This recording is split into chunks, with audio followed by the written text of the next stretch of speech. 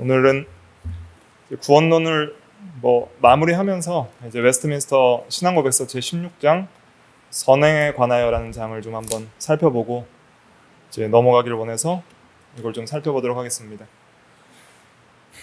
같이 볼 말씀은 맨 처음에 히브리서 13장 21절 있죠? 13장 21절 프린트 보시고 읽으셔도 되겠습니다. 우리 히브리서 13장 21절 같이 읽어볼게요. 시작. 모든 선한 일을 온전하게 하사 자기 뜻을 행하게 하시고 그 앞에 즐거운 것을 예수 그리스도로 말미암아 우리 가운데서 이루시기를 원하노라.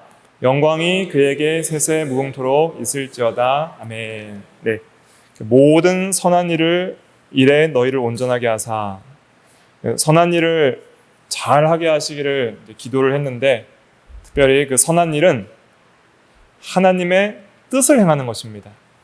그래서 우리가 예수 그리스도를 믿음으로 구원받은 성도들은 이제 거룩하게 살아가야 되는데, 행실에 있어서도 선한 행실이 열매로 나타나야 됩니다. 칭의와 성화의 참된 열매로서 행실이 또 선한 행실들이 나와야 되는데, 이 선행장이 굉장히 중요합니다. 우리가 여러 가지 오류 중에 하나가 있는데, 그리스도인으로서 어떤 분들은 내가 행한 최고의 거룩한 행실은 하나님 앞에 온전하다 생각하는 분들이 있어요. 이 정도 기도하고 이 정도로 내가 봐도 너무 거룩한 것 같아. 이 행실만은 정말 그리스도의 행실만큼 완전하다고 생각하는 분들이 있습니다. 그러면서 그런 행실 불완전하다고 생각하는 사람들을 좀 교만하게 정죄하기도 하고 평가하기도 하고, 또 자기의 행실을 굉장히 온전한 의로 착각하시는 그런 분들이 있는데, 우리가 이 선행장을 공부하면서 그런 교만들이 다 깨어져 나가게 될 것입니다. 그러면서 또한 이것은 온전히 하나님의 은혜와 또 성령의 능력으로만 되는 것인 줄 알고 겸손해지고, 그렇지만은 또 우리의 책임을 다하고 우리의 노력을 다해야 하는 그런 책임도 100% 있다는 것을 깨닫게 되는 것입니다. 그래서 선행장을 잘 공부하면 교회에서 있는 많은 그 교만한 오류들이 많이 교정이 됩니다. 그래서 이 장을 제가 되게 좋아하거든요. 그래서 이 장을 또 주의 깊게 보시면서 또 공부하시면 좋겠습니다. 먼저 1항은 선행은 하나님의 말씀에 근거한다 그랬습니다. 1항을 한번 읽어보겠습니다. 시작. 선행은 오직 하나님께서 자신의 거룩한 말씀으로 명령하신 것이지 사람이 말씀에 근거 없이 사람들에 의해 맹목적인 열심이나 선한 의도를 구실로 해서 고안해낸 것이 아니다. 네, 그래서 우리는 교회 내에서 어떤 선행을 가르치고 요구하고 명령할 때에는 그 모든 명령이 반드시 하나님의 말씀으로 된 명령일 때만 우리는 순종해야 되고 순종할 의무가 있습니다. 오늘날 많은 이단들이나 또 잘못된 목회자들은 자기의 신념과 생각들을 성도에게 강요하는 경우들이 있어요. 그리고 무조건 목회자를 순종하라 이렇게 가르치는 교회도 있습니다. 그런 것은 여러분들이 양심의 자유에 따라 순종할 필요 없습니다. 목회자가 성경적으로 안 가르치면 그 목회자에 대해서도 견제할 수 있어야 되고요. 그 다음에 그 목회자가 말하는 것이 성경의 말씀에 위배될 때는 순종할 필요도 없고 해서도 안 됩니다. 그러니까 우리가 순종해야 될 유일한 대상은 하나님과 그의 말씀인 거예요. 그래서 각자 성도가 순종할 때는 목회자가 이래라 저래라 해서 순종하는 것이 아니라, 목회자가 말하는 말이 하나님의 말씀과 일치될 때에는 그 말이 목회자의 말이 아니라 하나님의 말씀의 권위로 받고 말하는 자와 듣는 자가 함께 그 권위에 복종하고 순종하는 것입니다. 이 개념을 잘 이해하는 것이 중요합니다. 그래서 모든 선한 행실은 오직 하나님께서 거룩한 말씀으로 명령하신 것이지 사람이 말씀에 근거 없이 만들어내서 맹목적 열심이나 선한 의도를 구실로 고안해낸 것이 아니다. 그래서 과거 로마 교회에서도 교황 무호설, 교황의 권위를 신적 권위와 같이 해서 무조건적으로 복종하게 하고 교회의 전통을 따르게 하고, 또 예수님 당시에도 그 장로의 유전과 전통이 있어서 그것을 따르지 않는 것은 마치 하나님의 법을 따르지 않는 것처럼 그렇게 위협하고 정죄했던 것이죠. 그래서 예수님께서도 그런 장로의 유전을 따르는 그 당시에 인간의 전통을 하나님의 권위처럼 따르는 자들에 대해서 사람의 계명이라고 책망하셨죠. 마태복음 15장 9절 읽어볼게요. 시작. 사람의 계명으로 교훈을 삼아 가르치니 나를 헛되이 경배하는도다 하였느니라 하시고. 그래서 말씀에 근거 없는 사람의 말을 복종하는 것은 그것은 하나님 경배하는 게 아닙니다. 이것을 꼭 명심하시고, 우리는 그 양심의 자유를 따라서 살아가는 존재예요. 우리의 양심을 구속할 수 있는 유일한 분은 하나님밖에 없어요. 그래서 어떤 사람과 어떤 교파와 어떠한 교권에도 우리는 양심의 억압을 받아서는 안 되고, 오직 하나님과 하나님의 말씀에 우리가 교훈을 받고 명령과 의무를 가지는 것입니다. 명령을 받고 의무를 가지는 것입니다. 그래서 항상 열심만 있다고 되는 것은 아닙니다. 교회에서 열심히 한다고 신앙이 좋은 건 아닙니다. 무조건 열심히 한다고 좋은 게 아니라 지식을 따라 해야 돼요. 지식을 따라. 하나님의 말씀의 지식을 따라서, 올바른 지식을 따라 하는 것이 중요합니다. 그래서 우리를 구속할 수 있는 유일한 절대 권위는 오직 뭐만 있어요? 하나님의 말씀만 있다. 인간의 어떤 의도로, 선한 의도로 할지라도 고안해낸 것에 우리의 양심은 얽매이지 않는다 하는 것을 먼저 명심해야 되겠습니다. 그래서 우리의 선행도 말씀에 근거한다. 말씀대로 선한 행실을 할 수 있다 하는 것을 먼저 생각을 해야 되고요. 그 다음에 선행은 참된 믿음의 열매와 증거입니다. 내가 참으로 예수를 믿어서 구원받았다면 반드시 이런 열매와 또 그 믿음의 증거가 선행으로 나타나게 되어 있는 것이죠. 이항 같이 읽어보겠습니다. 시작. 하나님의 계명들에 순종함으로 이루어지는 이 선행은 참되고 살아있는 신앙의 열매이며 증거들이다. 신자들은 이 선행으로 자기들의 감사를 나타내고 확신을 굳게 하며 형제의 덕을 세우고 복음의 고백을 높이며 반대자들의 입을 막고 하나님을 영화롭게 한다. 신자들은 하나님께서 지으신 바요 예수 그리스도 안에서 선행을 위하여 창조되었으니 이는 그들로 하여금 거룩함에 이르는 열매를 맺으며 마침내 영생을 얻게 하시려는 것이다. 네. 먼저는 계명들의 순종함으로 이루어지는 이 선행은, 말씀대로 순종함으로 이루어지는 이 선행은 참되고 살아있는 신앙의 열매고 증거다 그랬죠.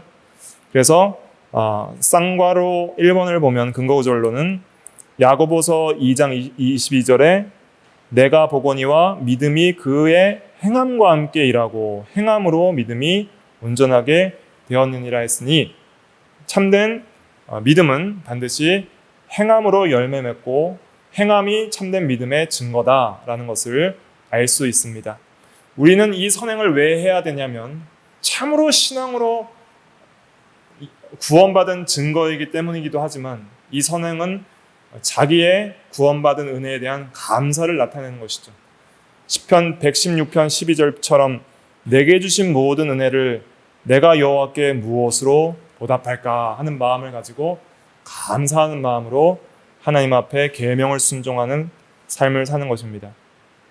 또 우리가 이렇게 순종하며 살 때 구원의 확신을 갖게 됩니다. 확신을 굳게 하며 내가 참으로 구원받았구나, 참으로 하나님의 자녀고 그리스도와 연합되었구나 하는 것을 깨닫게 되는 것이죠.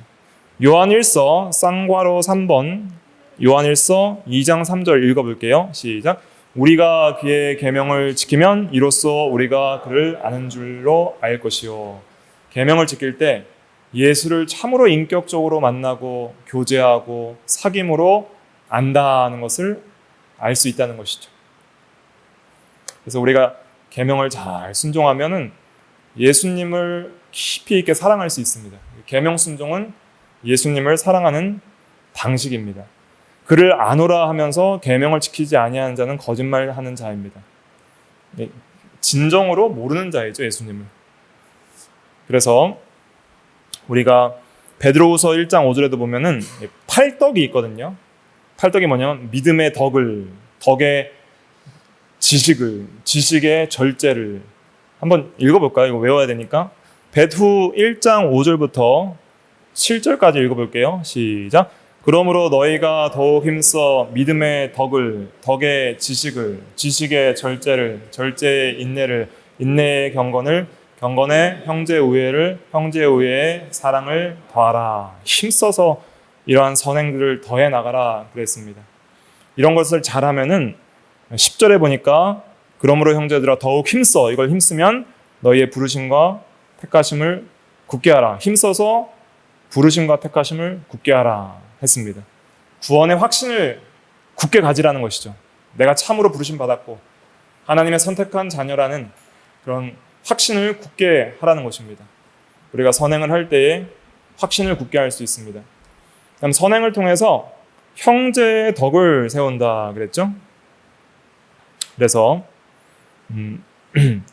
고린도후서 9장 1절부터 2절 쌍괄호 4번에 두 절만 읽어볼게요. 시작. 성도를 섬기는 일에 대하여는 내가 너희에게 쓸 필요가 없나니 이는 내가 너희의 원함을 알미라.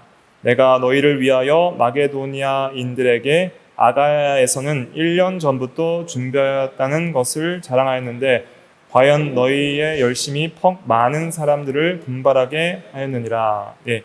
성도를 섬기고 또 구제 헌금으로 도와주고 하는 것들을 통해서 이제 이 고린도 교회의 이 헌신이 그 지방 사람들에게 많은 사람들을 분발하게 하였다 그랬습니다.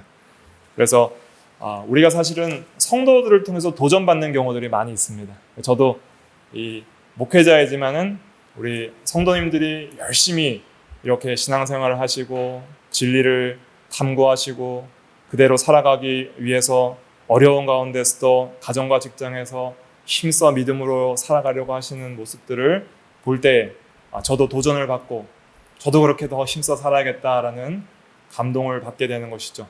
그래서 우리가 내 개인적인 그 선행의 열심이 나만의 것으로 끝나는 것이 아니라 나의 확신도 굳게 하지만은 형제에게 덕을 세워서 믿음의 도전과 힘을 준다는 것을 깨닫고 우리가 이 사명감을 가지고 거룩하게 살아나가야 될 필요가 있는 것이죠. 그 다음에 또 복음의 고백을 높인다 그랬습니다. 우리가 선행을 함으로써 복음 진리에 대한 그 신앙 고백이 얼마나 훌륭한 것인지 높일 수 있다는 것이죠. 예를 들면 디도서 2장에 잘 설명이 되어 있는데요.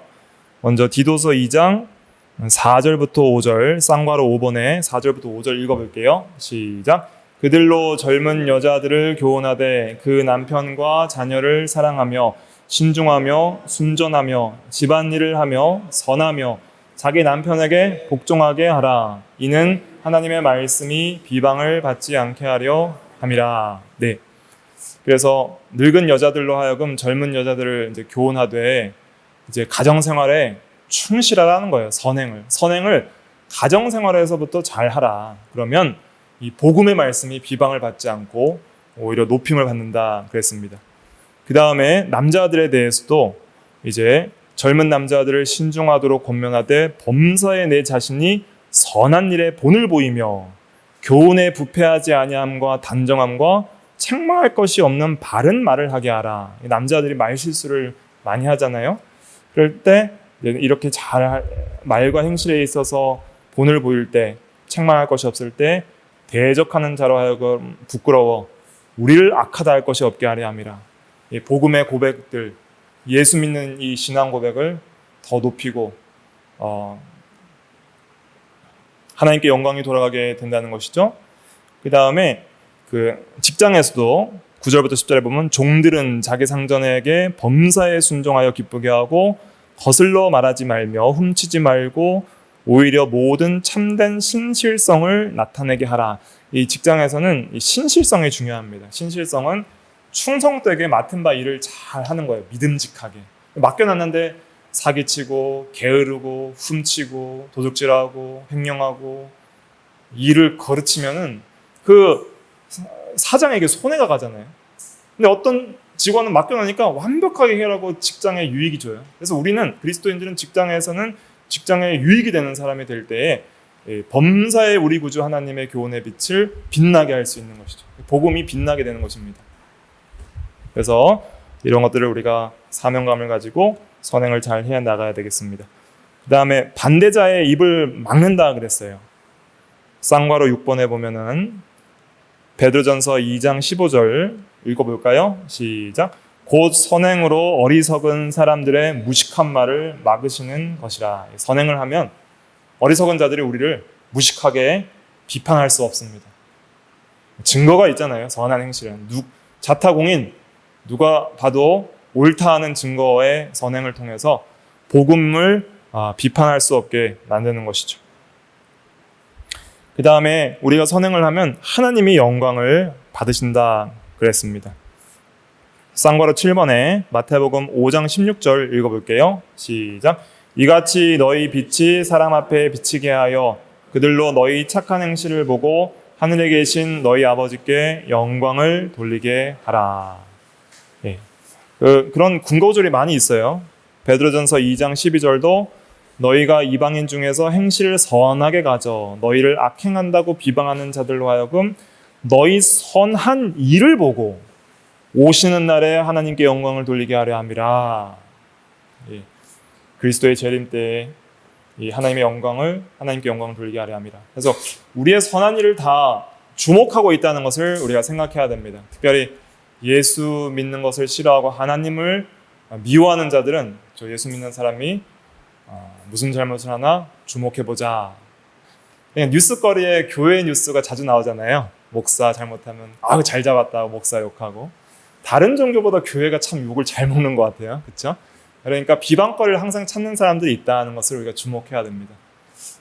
그래서 우리가 선한 행실을 가져서 비방하게 못하게 하고 하나님께 영광을 돌리게 해야 되겠습니다. 그 다음에 신자들은 하나님께서 지으신 바라 그랬습니다. 쌍괄호 8번에 우리를 지으신 목적이 선한 일을 위하여 지으신 바 된다 그랬죠. 요절입니다. 에베소서 2장 10절 읽어볼게요. 시작. 우리는 그가 만드신 바라 그리스도 예수 안에서 선한 일을 위하여 지으심을 받은 자니 이 일은 하나님이 전에 예비하사 우리로 그 가운데서 행하게 하려 하심이니라. 지으심 받은 것을 예비하셔서 우리로 선한 일 가운데 행하게 하시려고 우리를 만드셨습니다. 그래서 우리를 하나님의 자녀로 구원받은 하나님의 백성으로 이렇게 만드신 것은 선한 일을 위하여 그렇게 우리를 창조하시고 구속하셨다. 창조와 구속 목적을 잘 이해해야 되겠습니다. 그래서 우리가 이렇게 선하게 살면은 그 열매는 영생입니다. 영원히 남아 있습니다. 영원히 남아 있을 삶을 살아가는 것이 중요합니다. 우리가 오늘 하루를 하나님 앞에 의롭고 거룩한 행실로 살아간 그 삶은 하나님의 심판대 앞에 불타 없어지고 멸망하지 않고 영원히 칭찬과 영광과 존귀로 하나님의 기억 속에 하나님의 칭찬과 영광과 존귀로 남아있을 일이죠. 그러나 우리가 믿음으로 살지 않는 많은 행실은 아무리 우리가 좋아하고 즐겁게 살았다 할지라도 하나님이 다 책망하실 일이 되는 것입니다. 그래서 우리의 행위가 따른다 그랬어요. 그 계시록 14장 13절에 지금 이후로 주 안에서 죽는 자들이 복되도다. 그들이 수고를 그치고 쉬리니 그들의 뭐가 따르리라? 그들의 행한 일이 따름이라 하시더라 그랬습니다. 우리 행한 일이 따릅니다. 그래서 우리 행실을 항상 하나님 앞에 있다는 생각을 가지고 하나님의 기억 속에 그의 모든 기록 속에 있다는 것을 깨닫고 잘 해나가는 도전을 우리가 좀 받아야 되겠습니다. 그 다음에 사망 볼게요. 사망은 선행과 성령 그리고 인간의 책임과의 관계가 어떠한지를 잘 설명하고 있는 내용입니다. 굉장히 중요한 내용이거든요. 사망 의미를 생각하면서 같이 읽어볼게요. 시작. 그들이 선을 행할 수 있는 능력은 결코 그들 자신에게서 나온 것이 아니고 전적으로 그리스도의 영으로부터 나온다. 그들이 선을 행할 수 있으려면 이미 받은 은혜 외에 그의 기뻐하시는 것을 원하고 행할 수 있도록 그들 안에서 역사하시는 동일한 성령의 실제적 영향이 필요하다. 그렇다고 해서 성령의 특별한 활동이 없이는 어떠한 의무라도 수행할 책임이 없는 것처럼 생각하여 나태해서는 안 된다. 오히려 그들은 자신 안에 있는 하나님의 은혜를 불러일으키는 데 있어서 부지런해야만 한다. 굉장히 중요한 장입니다. 굉장히 중요한 장이에요. 자, 그럼 우리가 어떻게 선을 행할 수 있을까? 첫째로는 성령의 전적인 인도와 은혜가 아니면은 선을 행할 수 없습니다. 그래서 선을 행할 수 있는 능력은 우리에게서 나온 것이 아닙니다. 전적으로입니다. 전적으로 그리스도의 영인 성령으로부터 나오게 됩니다. 근거 구절은 요한복음 15장 4절 5절 근거 구절 요절입니다. 읽어보겠습니다. 시작. 내 안에 거하라. 나도 너희 안에 거하리라. 가지가 포도나무에 붙어있지 아니하면 스스로 열매를 맺을 수 없음 같이 너희도 내 안에 있지 아니하면 그러하리라. 나는 포도나무요 너희는 가지라. 그가 내 안에 내가 그 안에 거하면 사람이 열매를 많이 맺나니 나를 떠나서는 너희가 아무것도 할 수 없음이라. 내 안에 거하면은 열매를 맺고 나를 떠나면 아무것도 못한다. 요약하면 그렇죠? 그러니까 그리스도 안에서 그리스도의 영이신 성령의 인도와 주장을 받을 때에 비로소 우리는 선행이라는 열매를 맺을 수 있다. 그리스도와 연합된 성도들만 그리스도의 영인 성령의 실제적 영향력을 통해서 선행의 열매를 맺을 수 있다. 자, 그럼 이게 어떤 의미인가? 잘 이해하셔야 됩니다. 그 다음에 이 두 번째 단락 그들이부터 다시 한번 읽어보면 제가 읽어드릴게요. 그들이 선을 행할 수 있으려면 이미 받은 은혜 외에, 이미 받은 은혜가 뭘까요? 이미 받은 은혜. 믿음을 통하여서 칭의받고, 그죠? 양자받고, 이미 우리가 중생하고, 칭의받은 은혜 외에, 그 말입니다. 칭의받고 중생받고, 그런 구원의 은혜 외에, 우리가 중생하여 새 사람을 입었잖아요. 새 사람이 됐어요. 새 마음도 가졌잖아요. 자, 그러면 잘 생각해 보세요. 자, 구원받은 성도에게 새 마음이 있어요. 옛 마음은 죽었지만 이 잔존하는 세력처럼 이렇게 남아있거든요. 습성들이. 근데 그럼 이제 새 마음이 있으니까 내가 하나님을 순종하여 살기를 원해요. 그렇죠? 원하는데 그러면은 하나님의 성령의 역사 전혀 없이 내 마음대로 그렇게 살아갈 수 있을까요? 이게 안 된다는 거예요. 이게. 나에게 원함이 있지만은 하나님의 성령의 실제적인 은혜 부어주심과 영향 없이는 내가 죄성을 이기고 세상을 이기고 마귀를 이기고 내 새 마음이 하나님의 말씀대로 순종하며 살 수 없다는 거예요. 스스로는 없다는 거예요. 그러니까 예수님께서 그랬죠. 스스로 열매를 맺을 수 없음 같이 그랬잖아요. 스스로 안 된다는 거예요. 스스로. 그러니까 너에게 새 마음이 있지. 너는 포도나무에 연합된 가지지. 구원의 은혜가 있지. 그러나 그런 이미 받은 은혜가 있다고 해서 너희들 스스로 열매를 맺을 수 있다 없다? 안 된다는 거야. 안 된다. 안 되고 그의 기뻐하시는 것을 원하는 것이 있죠. 하나님이 기뻐하시는 것을 원하는 것이 있는데 그것을 행할 수 있도록 그들 안에서 역사하시는 동일한 성령의 실제적인 영향이 필요하다. 실제적 영향. 이게 굉장히 중요한 표현입니다. 이 실제적 영향을 우리가 받을 때 보통 우리가 비로소 하나님이 나에게 은혜를 주셨다 이렇게 고백하는 거예요. 은혜를 많이 받는 거예요. 하나님의 그 성령의 그 감화력을 받는다 이렇게 생각하시면 됩니다. 특별히 이 감화력은 사랑의 감화력이에요.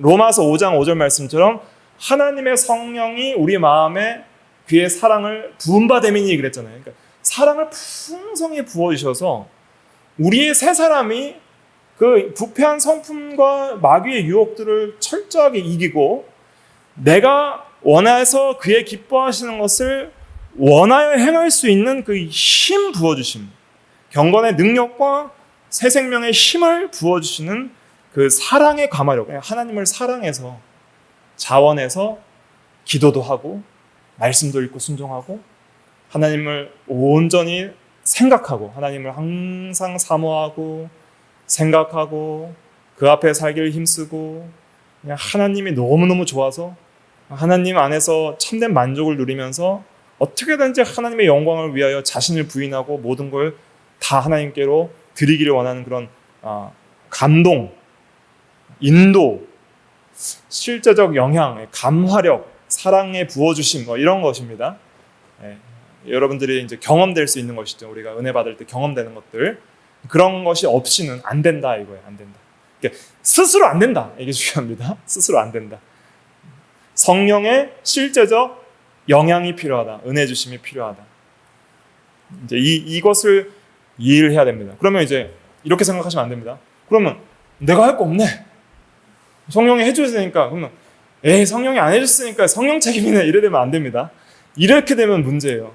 하나님이 은혜 안 줬으니까 내가 못한 거 아닙니까? 이렇게 따지는 것은 이거 오만하고 교만하고 아주 악한 것이죠.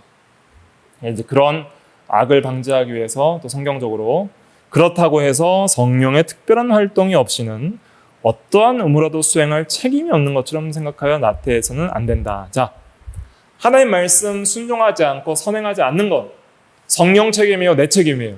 내 책임이에요. 내 책임. 내가 싫어서 안 한 거고 내가 악해서 안 한 거예요. 또 성령의 실제적 영향을 내가 받지 못한 것도 누구 책임이에요? 그럼 자기 책임이에요. 자기 책임. 왜냐하면 그렇게 성령의 감동을 못 받은 이유는 내가 뭐 하지 않았기 때문이에요? 은혜를 사모하지 않았기 때문이다. 믿음으로 하나님만을 의지하는 사모함이 없었다. 그래서 이렇게 표현하고 있죠. 오히려부터 다시 읽어볼게요. 시작. 오히려 그들은 자신 안에 있는 하나님의 은혜를 불러일으키는 데 있어서 부지런해야만 한다. 부지런하지 않았다는 것이죠. 기도하지 않았어요. 성령이 역사하시겠습니까?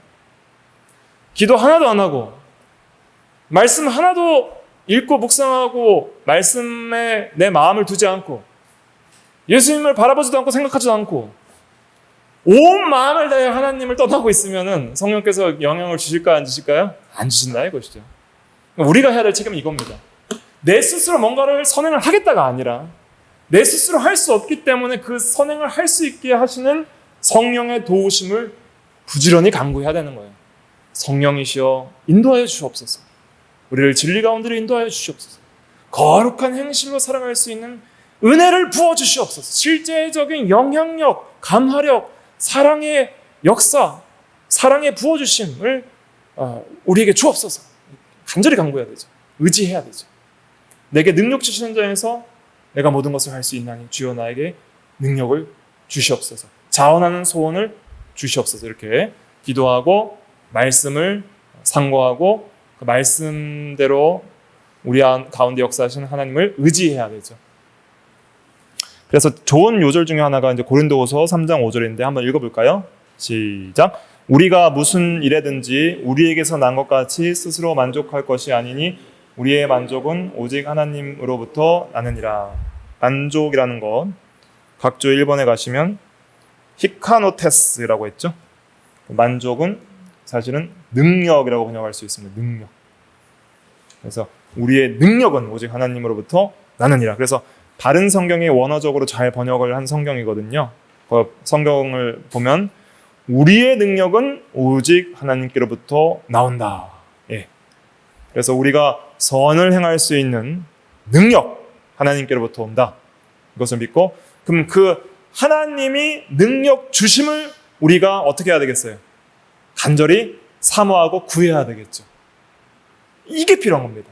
그래서 여러분들 기도 안 하면 우리가 거룩하게 살 수 있는 능력이 사라집니다. 말씀 읽고 묵상하지 않으면 거룩하게 살 수 있는 능력이 사라집니다. 스스로 열매를 맺을 수 없다고 그랬잖아요. 근데 왜 말씀과 기도가 중요하냐? 능력 부어주심을 경험하는 은혜의 외적 수단이다. 말씀 기도는 은혜의 외적 수단이고 믿음은 뭐예요?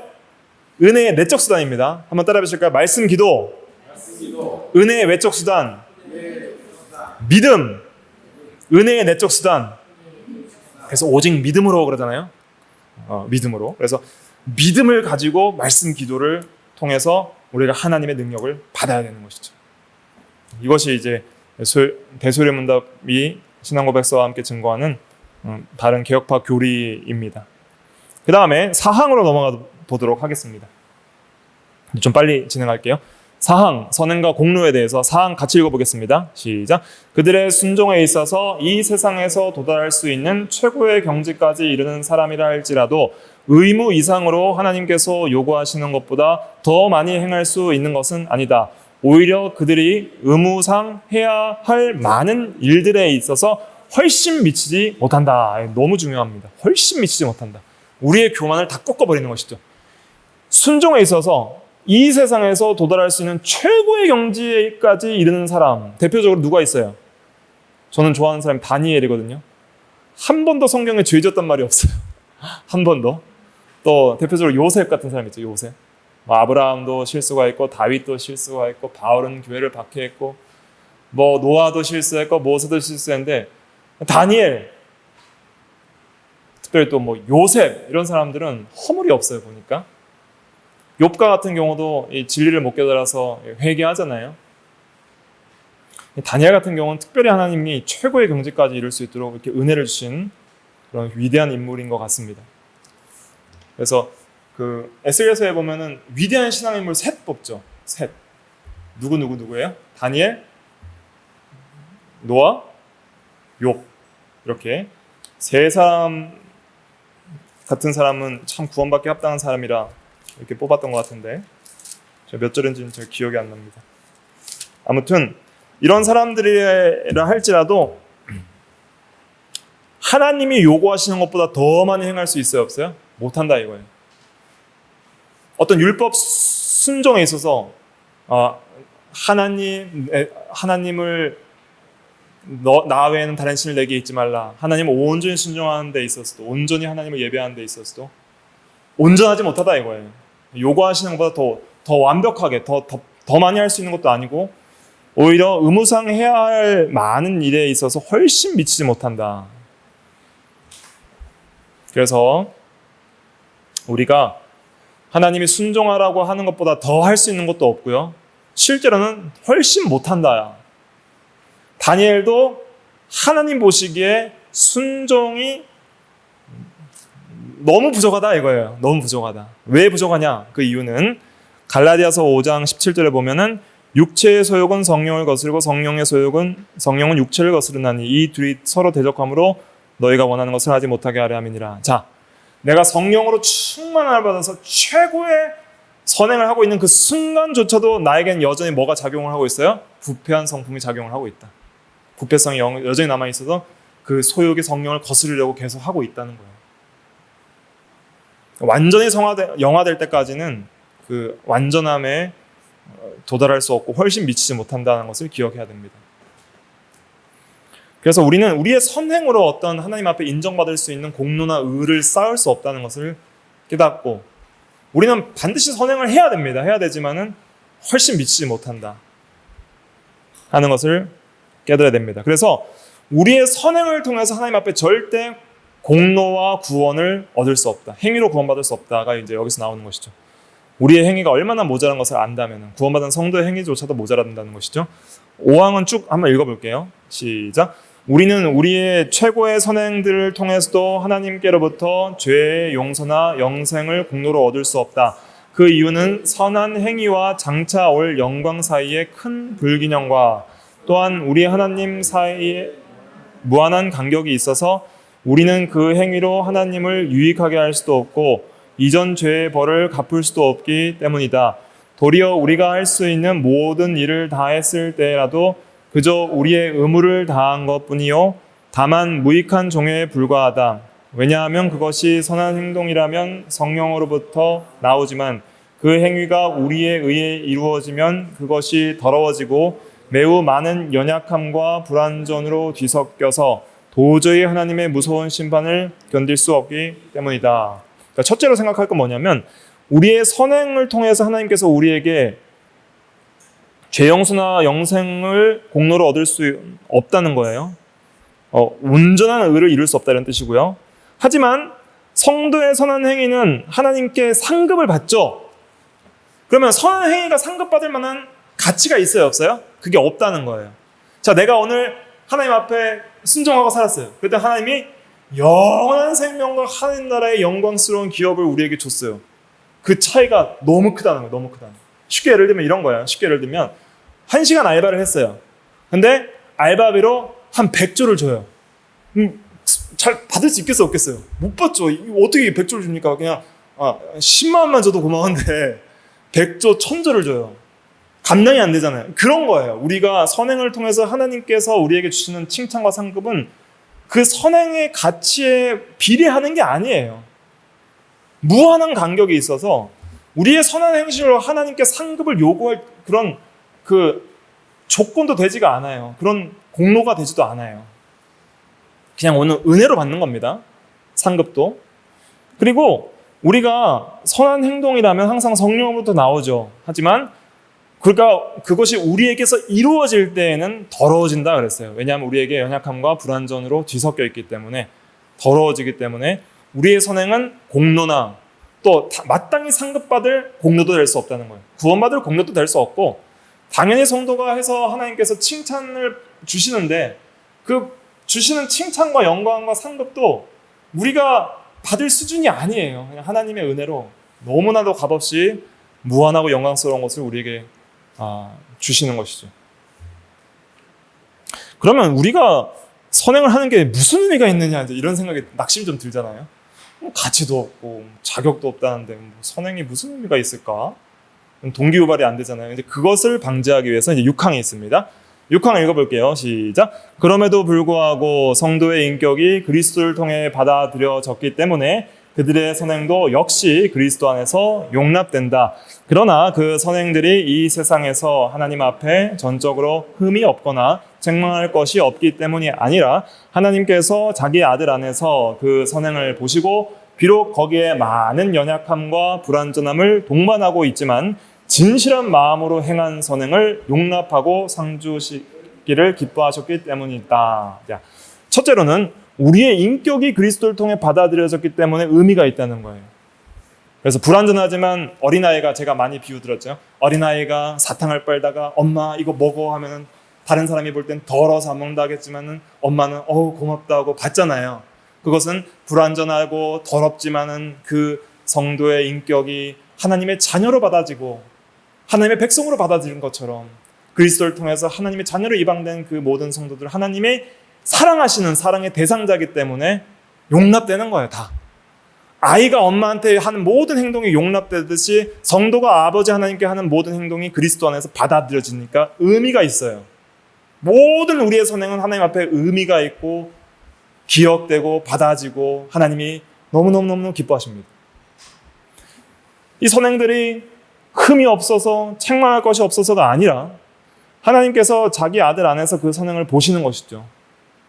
그리고 용납하시고 비록 거기에 많은 연약함과 불완전함을 동반하고 있지만은 자, 우리 성도들도 어떻게 선행을 해요? 하나님 앞에 진실한 마음으로 한다는 거예요. 진실한 마음으로. 진실한 마음으로 하나님 사랑합니다. 진실한 마음으로 하나님 예배합니다. 진실한 마음으로 하나님께 영광을 돌리기를 원합니다. 우리가 진실하게 이렇게 하잖아요. 불완전하지만 진실해요. 불완전하지만은 하나님을 사랑해요. 그렇게 해서 한 모든 선행을 하나님이 기쁘게 받으시는, 기쁘게. 그리고 상 주시기를 기뻐하신다. 상까지 주신대요. 그 상이 우리의 어떤 선행에 비례해서 주는 게 아니라 너무나도 감당할 수 없는 그런 하나님의 것으로서 주시기를 기뻐하시는 것이죠. 그러니까 너무너무 의미가 있다 하는 것을 기억을 해야 되겠습니다. 그럼 불신자들의 선행은 어떤 의미가 있는가? 중생하지 못한 자들도 그리스도인들보다 더 도덕적이게 또 젠틀하게 사회에 공헌을 하며 많은 유익을 주고 사는 사람들도 있죠.